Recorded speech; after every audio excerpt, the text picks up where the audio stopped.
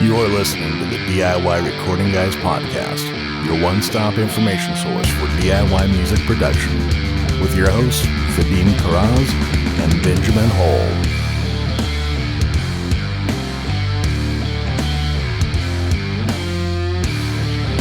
Hello and welcome to another episode of the DIY Recording Guys podcast. I'm Vadim from Calm Frog Recording. And I'm Ben from Dreamloud Studio. It's been a while. We haven't recorded an episode in forever, it feels like. It does, man. I feel like everything in my life has changed, even though it's all the same. Really, everything has changed in your life because we're coming to you from a different studio location. That's right. Different backdrop. I've been building out this room. I posted a couple things on it in the Facebook group and on social media. And man, did I underestimate the amount of effort that it takes. I am just appalled at how much time I've spent building these panels. We're actually going to do a whole episode on room setup because I know it's been a couple of years since you've set up a room. And for me, it's been, 5-6 years since I've done anything significant to a room. So this was an interesting exercise for me to dust off my how to set up a room hat. And when you and I were talking offline about how terrifying it is. Yeah. Because we get used to a room is really one of your key tools when you're making music. I'm so used to my room. I've gotten so comfortable in my old room. Once I had my stuff in here and I was like, the old room is no more. It doesn't exist. I've broken it down. Wow. And now I'm in this new room and I have to make it work. And I did have some panic moments, but I think it's gonna be okay. It's gonna work out. That's interesting too, because now you're tackling building your setup, knowing what you're doing, so you can be very intentional versus I'm sure you were similar to me whenever I started working in this room. I start with the bare basics. I have my computer, monitor, screen monitor, and then speakers. And then I realized, I need acoustic treatment. Maybe my positioning isn't quite perfect. So I made all these small adjustments over months and years to fine tune it, but you're trying to go in and nail it right away so you could keep working. That's very different. That's true. It is a little bit different and a little bit the same because I've done this now, like you said, in some form, whether it's just setting up like a laptop, but in some form or another, I've tried to carve out spaces to work in 5 times, call it, since I've started getting into making music. And every time I go into it thinking this time I know what I'm doing, so I'm going to do it right. And every time I say to myself, okay, I made a couple of mistakes. Next time is going to be the time I get it right. But also every time I say, by the time I'm done, I say, I will never set up another room ever again because of how long it takes. But 5 years later, I'm like, I could set up a room. It's been a while. I could make some improvements. Yeah. That's very funny. I think of when you talk about it, it reminds me the same as songwriting. I get done with a song and, we'll talk about a little bit of this, I'm sure, in the episode today, but I get done writing a song and I think about all the mistakes that I made of man, I should really make a template for my tone, my guitar tone and bass tone so I don't have to pick things from scratch. And then you're like, I have this perfect template. And then you set it up and you inevitably tweak with things every time. It's just a thing. Yes. It's a never ending journey. That is for sure. But yes, I did. I built all these panels that you see in here. Actually, we had Yesko Lohan on the podcast a while back from Acoustics Insider. And he has a course that I ended up enrolling in called Build a Better Bass Trap. So it's a really cool course, actually. Shout out to him. Again, we'll cover it more on the episode on room setup, but I did find it made my life a little bit easier because the first time I built panels in my first space, I really was kind of guessing. I was like, this seems like it could work. Get a bigger hammer, but this time I had a little more direction and it helped. It helped a lot. And they actually look really good too. So cool, thanks. Yeah. That's always the thing with doing, we're all about DIY recording, but the one thing about DIY is sometimes you can really tell it's DIY. And I like that with those panels. You could tell they're DIY, but they look good though. look intentional DIY. Yeah, exactly. I love that. Intentional DIY. Also, like the other day, my wife's sister walked into this room and she was like, "It smells like Home Depot in here." I was like, "You're right. It's that fresh cut lumber smell. It's just it's like a new car smell. It's kind of nice. All of the untreated wood, and it actually is like a nice place to work in. It feels good to be in here. So that's been fun. That's great, man. I can't wait to hear more updates and get into that room setup episode. Yes, I'm excited for that episode as well. Before we dive into today's episode, which we haven't named yet, but it's going to be something about like recording day 2, mixing hack or something like that, something sexy. But before we get into that, give me a quick update on what you've been up to. So, dude, I'm super pumped.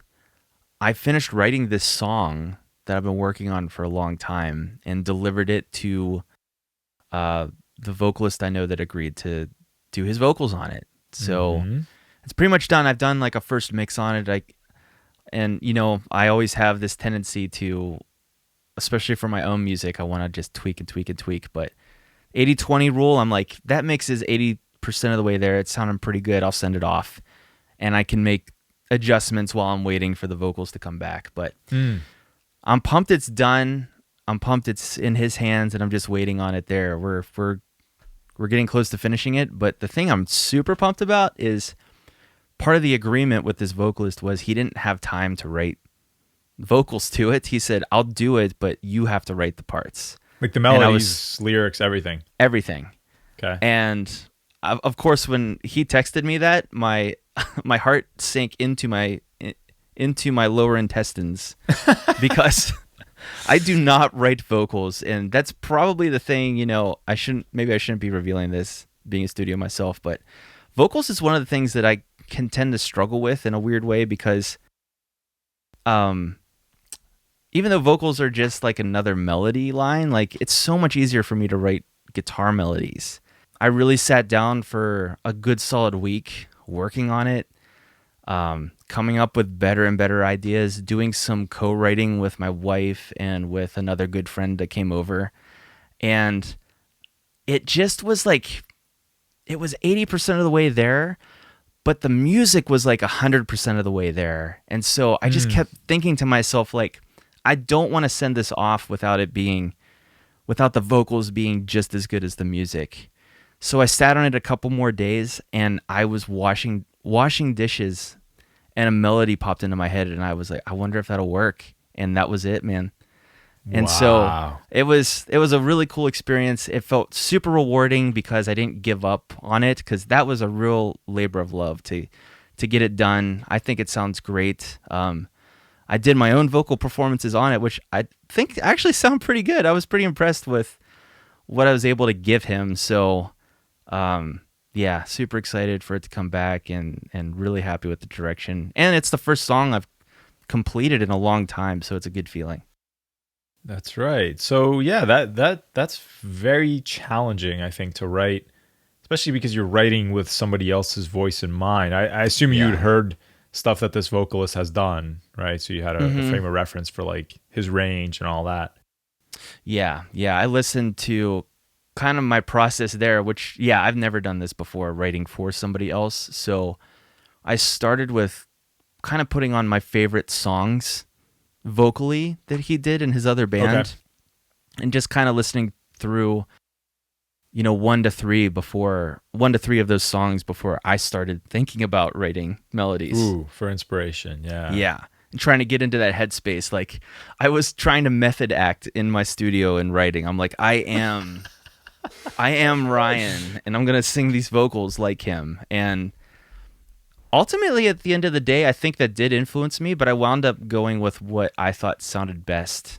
Yeah, that is very challenging. I mean, it's like it'd be like writing a guitar solo for somebody else, right? Yeah. It's doesn't necessarily match what they do, what their style is. So I'm curious to hear what it comes out like.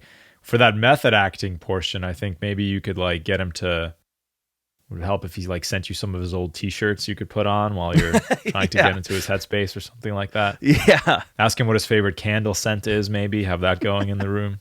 Yeah, maybe. I don't know. It was maybe fun some though. of his home videos. Yeah, some from his childhood. I don't know.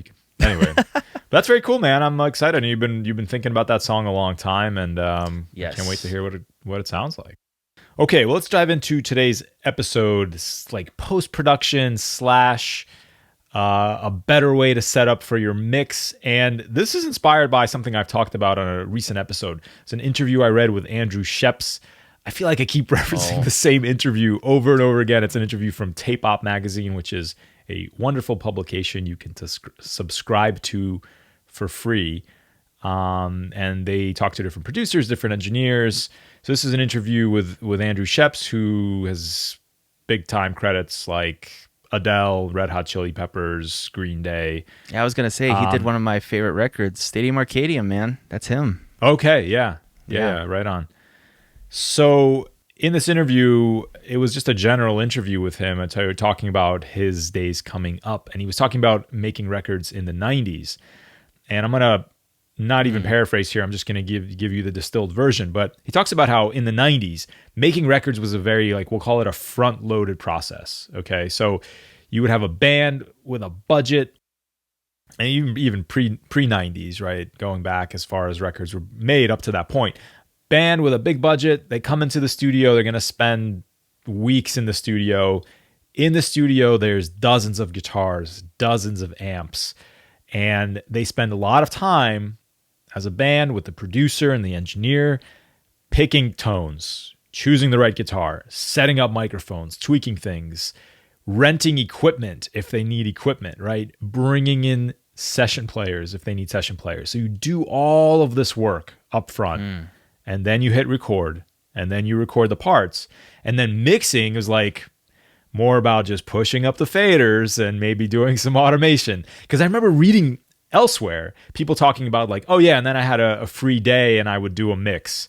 And it's like, to me, that was like, wow, that's crazy. You could do like a whole mix in like 4 hours. But they could do that because of this front-loaded process, or all the tones and everything were already there. Today, fast forward to today, we have more of like a back-end loaded process, right? Where we have a framework maybe for a song. We record like guitar DIs, right? Maybe we have drum MIDI. And then as quickly as we can, we jump into the mix. In the mix, we're choosing tones, we're picking synths for the background, and maybe even copy pasting stuff to finalize the arrangement and create loops, and so on. And so this mixing process is like a very intensive process. What at least what I, for years considered to be mixing. And let you jump in there. Is this ringing any bells for you? Is this representative of your workflow at all? Absolutely. Like, I think, I'll reference my coming up in mixing, because I started really diving in and learning this in probably the mid 2010s, so much later than Andrew Sheps. And I think by that point the approach was more, we'll fix it in post, we'll do all this stuff later. And it's almost kind of like, it even kind of fits the workflow of especially us DIY guys, because maybe you bring in a band and they don't, well, all bands in general don't have nearly as much of a budget. And so with a lesser budget means just less time in general to record. So I've done a lot of projects where a band comes in for a weekend and wants to record a full 3-song EP, and that's a hard thing to do from Saturday 9 a.m. until Sunday at 9 p.m. or 10 p.m. or later. Like, to get 3 songs done is quite a chore.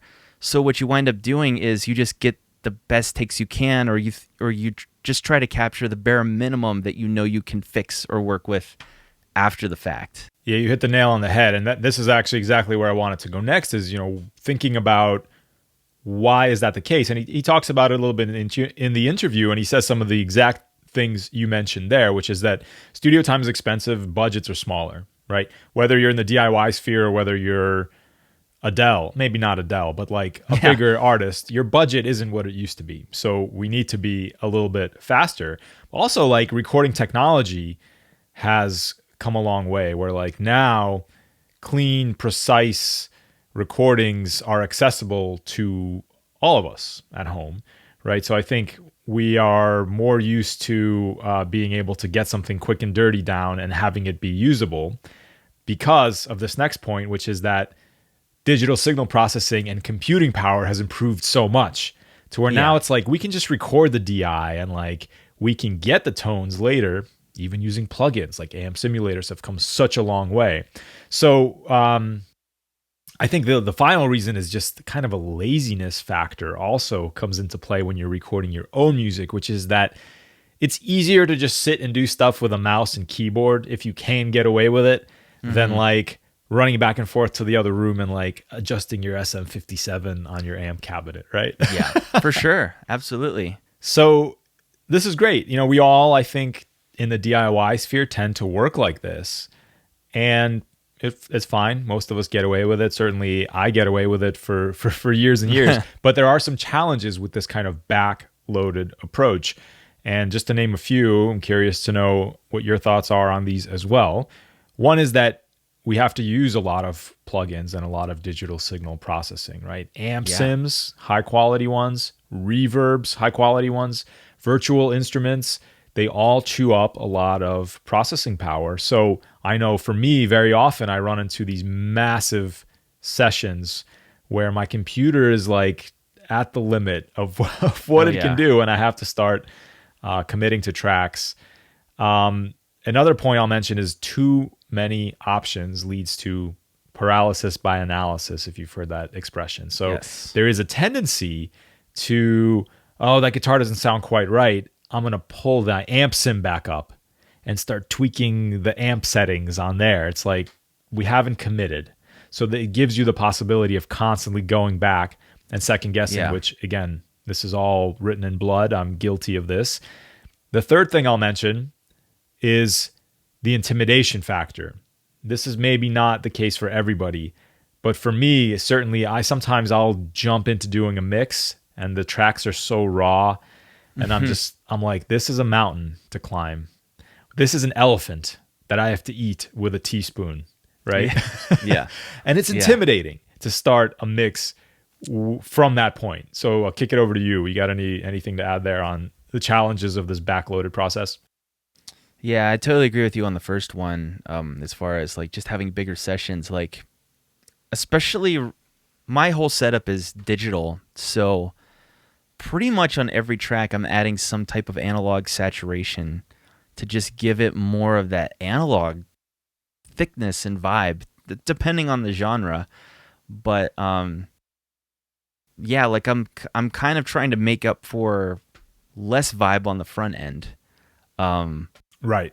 But one thing I will add too is that, you know, it really resonated with me. What was exactly your second point? I know what I wanted to say, but what was the second point? Paralysis by analysis.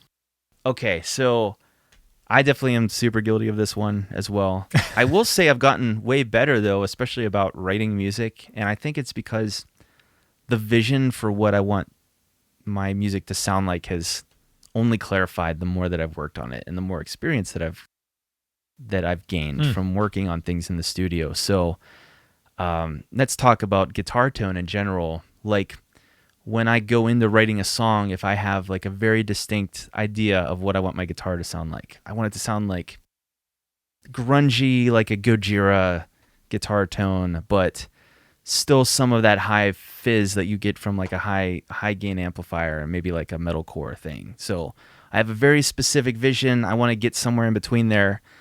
So I know whenever my tone is kind of achieved that when I'm tweaking it, I'll contrast that instead with going into something, trying to create it and saying, hey, that tone sounds pretty good, but I've only gone through two-fifths of my presets.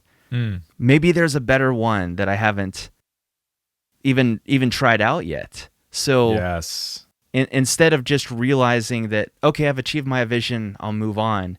Instead, you get into this very nitpicky, detailed headspace where you're just not sure. And so you just try everything to see just maybe there's a better one on the horizon. It's actually one of the reasons why I still have analog amps for my own music is because I don't want to go through that. It's hard enough with the amps I have to dial in a tone that I want without having also 10 other amps I can choose from, with each one with 10 other knobs, right?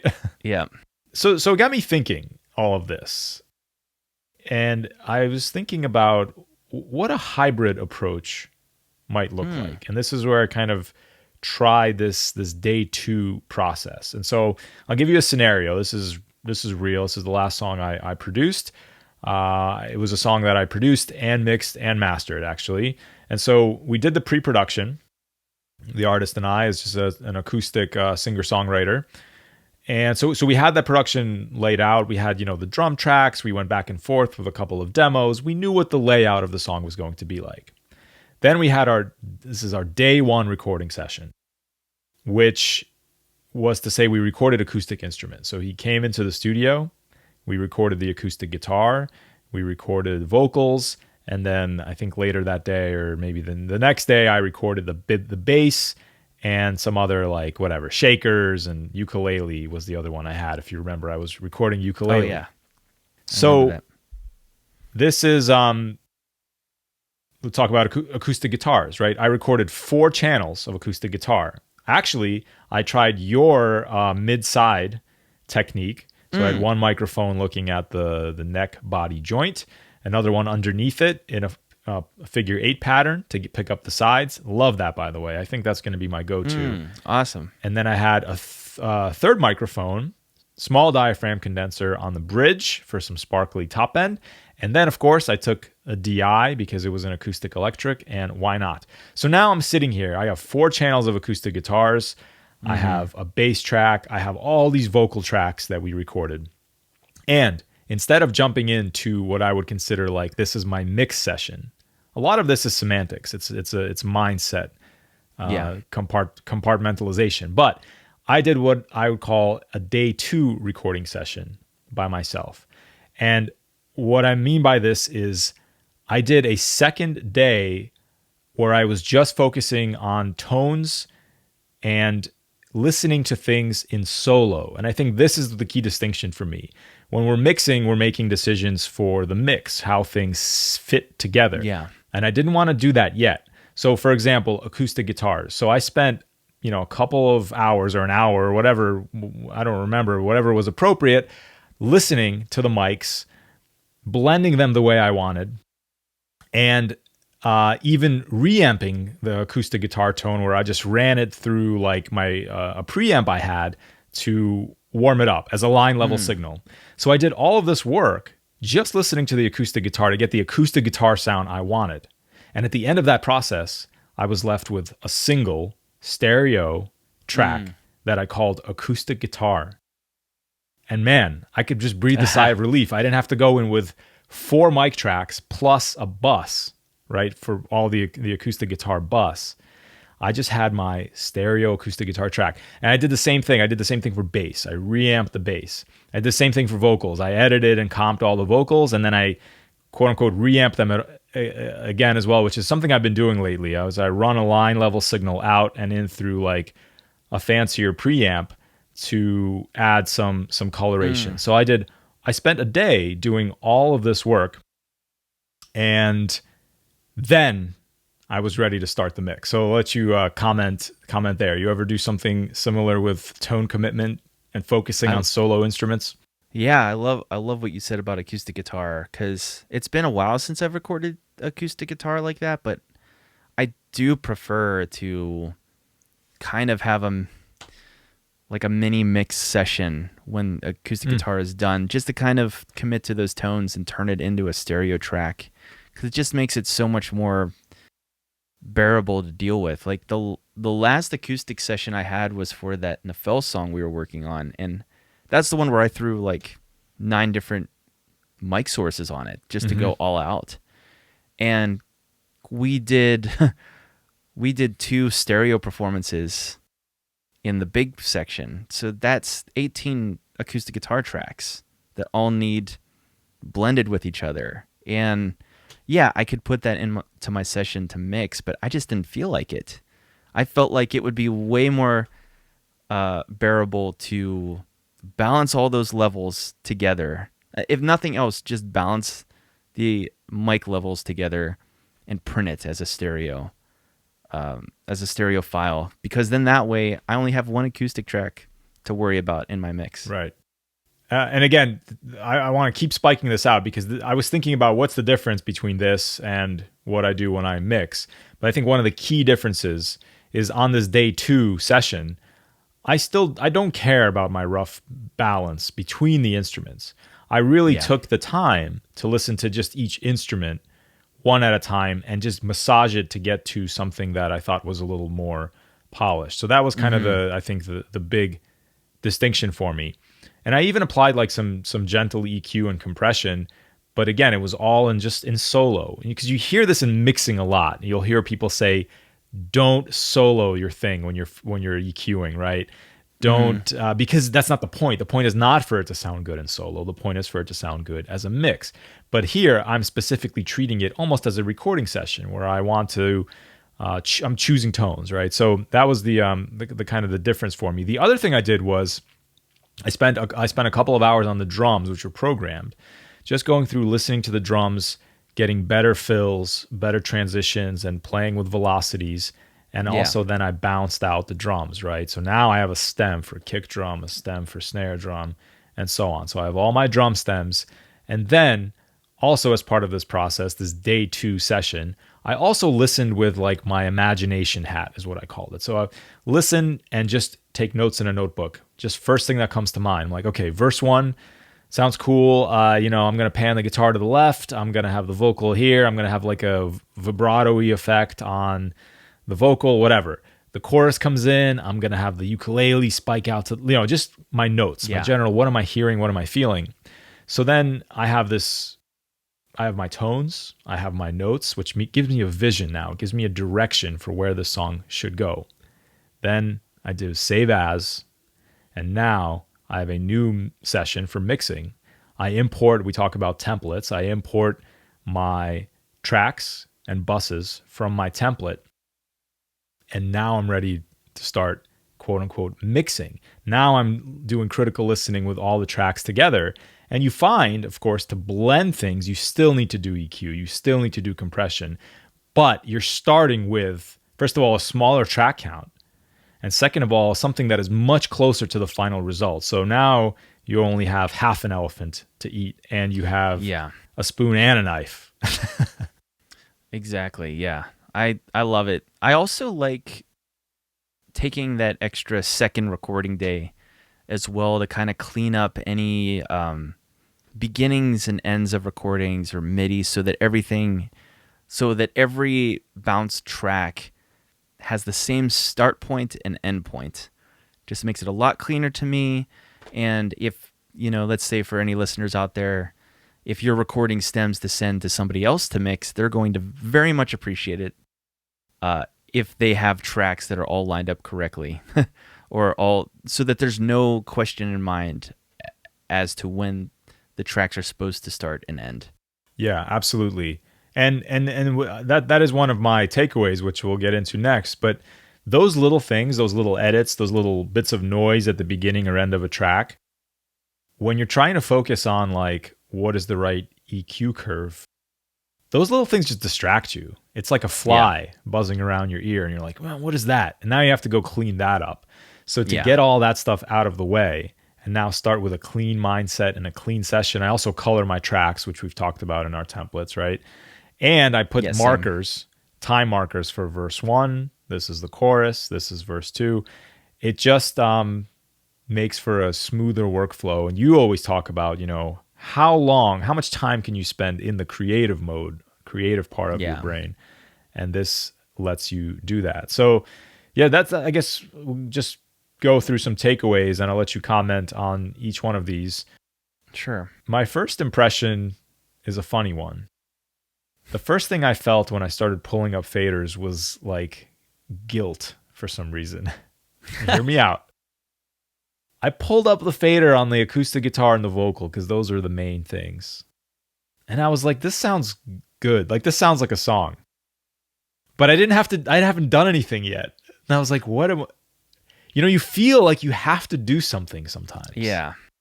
I think that feeling of guilt is okay if you just remember that, well, I took that time Right. with my post-production. You still did the work. You just, Yes. yeah, it's so true. And this brings me to my next point, which is that I found I still needed to EQ the guitars, right? But now I was EQing them in the context of the mix. I was saying, how does the guitar sit with the vocal and the bass? So now I'm making a different set of decisions. So first, recording day two was just get the guitar to sound as good of an acoustic guitar as I can get. And then mixing was like, okay, let's make that sound work for this mix. So it's not like you don't need to do anything. You still need to do stuff, but this is, I think, now replicating what, as you said, what mixes kind of used to be like back in the day. My next takeaway was that my session was much smaller and easier to navigate. And what I mean by that is two things. One is a smaller track count, which means, if nothing else, less scrolling. Right? Yes. Less scrolling in the session, which was nice. It was just easier to navigate. I didn't feel so claustrophobic. And also smaller plugin count. Like I didn't reach my RAM exceeded notification. Also, I'll say that committing to tones, like you talked about, getting it 95% of there, was actually easier than I expected. I wasn't, because I already started a new session. I bounced my tracks, right? I wasn't tempted. I didn't find myself tempted to go back and be like, oh, what if I tweak that thing? It was like, no, this is the track I have. It's a stereo acoustic guitar track. Now I will massage it however I need to massage it. But I was worried about maybe developing the temptation to go back and play with the original stems. I didn't. I was like, cool, this is what I'm working with now. By printing and committing to something and then bringing in your new session with your printed tracks, you're kind of leveraging that DIY laziness, where now it's more work to go back and tweak the tone. Yes. So you're kind of setting yourself up for success in that way. And when you think about it, at the end of the day, like what's the worst thing that that can happen? Like, oh, the tone wasn't. It was 1 or 2% worse than what I thought it was originally. I can work with 1 or 2%. Exactly. That's why we have all this fancy DSP. Yes. So from a workflow standpoint, I found that because I was pushing up faders and stuff was sounding good, I got into the automation writing point faster, which I found to be positive. So instead of being, we talk about the furrowed brow effect. Instead of furrowing my brow and then like tweaking and EQing things and trying to get them to sound right, pretty quickly I was like, okay, now I'm working with volume automations and pan automations, and the mix was starting to move a lot faster for me, which was good. I will say that overall, I don't think I saved any time, certainly, by doing this, right? Because like you said, I still did the work. I still did all the work I would normally do, but it was a segregated mindset, right? I did the work. I kind of like chunked the work, ate the elephant one bite at a time. And when I got to what I would now call mixing, it was much more enjoyable. It was much more like I was grooving pretty quickly and just like moving stuff around. And it felt like a more enjoyable process. I don't really ever feel like I save time when I do that. But what I will say is, and that's mostly because I love doing what I'm doing. So normally I'm always going to spend like 8 hours on a mix, just because that's kind of the allotted time I've given myself. Like it normally takes me a full day. So if I get done with certain things early, I'm just going to spend that extra time tweaking things.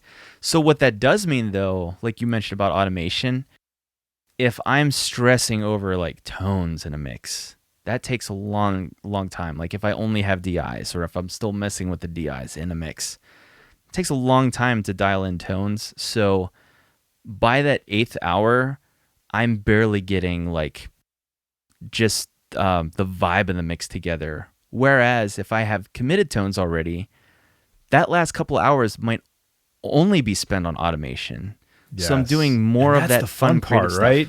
Yeah. Yeah, that's fun, because when most of your song is already sounding good and now you're just adding embellishing flourishes, that's when you're, for me anyway, that's when I'm like having fun. I'm like, oh, here comes the chorus. I love the way this chorus sounds, and then I'm just tweaking things and touching things in, as opposed to what you said, which is again, this is really like, you might be saying, well, yeah, but you still took the 8 hours. It's like, yeah, but my mindset, I wasn't worried when I was doing the day 2 tone choosing. I wasn't worried that like my chorus wasn't sounding right, because I was just focused on getting the guitar to sound good, getting the vocals to sound good. So it's a more enjoyable workflow process. I already mentioned this last point I had, which is that there are less distractions. I just found, again, because the editing was done, because the tones were pretty much there, and because I didn't have the option of retweaking the mic balances. Like if I had those 4 guitar channels that I recorded and I wanted it to be brighter, my temptation might be to go and adjust the mic balance, right? Yeah. Which is fine, but with having one track, I just scrolled up to my one track. I had one EQ plugin on it. I pulled that up and just made the guitar brighter, and I was happy in 10 seconds. Yeah. Yeah. I have nothing else to add. I completely agree. Cool. So yeah, it's an interesting thing. I would say try it if you want some actionable items here. I would say think about segregating your song creating process into these 3 steps. We'll ignore pre-production for now. We'll assume you already have the outline of the song. Do a day 1 recording, and that doesn't mean it has to take 1 day. You can, do what you got to do. Record your tones. This is also great because we talk about, if you're newer to mixing, sometimes it's scary to commit to something like compression or EQ. Or what if I can't change it later? So don't right away. Get your recording done. Focus on your performance. Nail your performance. Then take day 2 where you're not mixing yet, but you're going over those tracks a second time. Editing, choosing tones. If you don't have analog gear to, like I'm talking about reamping a line level signal through a preamp, that's fine. Pull up like a tape plug-in or something to just add some fatness and saturation if it needs it, and commit to those things. At the end of that day 2 process, bounce your stems out. As Ben said, make them all the same length. These are now the tracks you are going into the mix with, and see how you feel. See how you feel starting that mix. Well, cool. Any final thoughts on our day 2 recording process? And is that and do you like that terminology? Like can't really come up with a better name for this work process. I'm sure there's a better one out there. It's a cool name for it. I'm almost might call it pre-mixing too, because in some ways it is kind of a post-production, but I don't like the term post-production because originally to me that implied, oh, this is after I'm done mixing, I'm adding post-production, which I do sometimes. I don't like to do that. I think that's a worst workflow, but sometimes I get inspired after the mix is done already. What else can I add? Sure. But we could call this a pre-mixing phase or a day 2 recording. Yeah.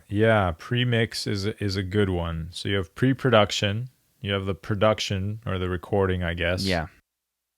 Then you have the pre-mix, mix prep, something like that. Yeah. Then you do the mix. Then you could have post-production. I do that all the time. I'm like, you know what? This needs a little bell. Yeah. And you can tuck that stuff in there. I think you called them sexy bits once, which we'll just go with that. The sexy bits, tuck those in. Yes. And then mastering. Yeah. So it's hard to make a song, man. It takes a lot of work. So kudos to all of you DIY enthusiasts out there making music. It's a labor. It's a labor of love, and more power to you. Stay tuned for our episode on studio build, and we'll see you soon. Until then, it's the DIY Recording Guys reminding you to check yourself before you wreck yourself. All right.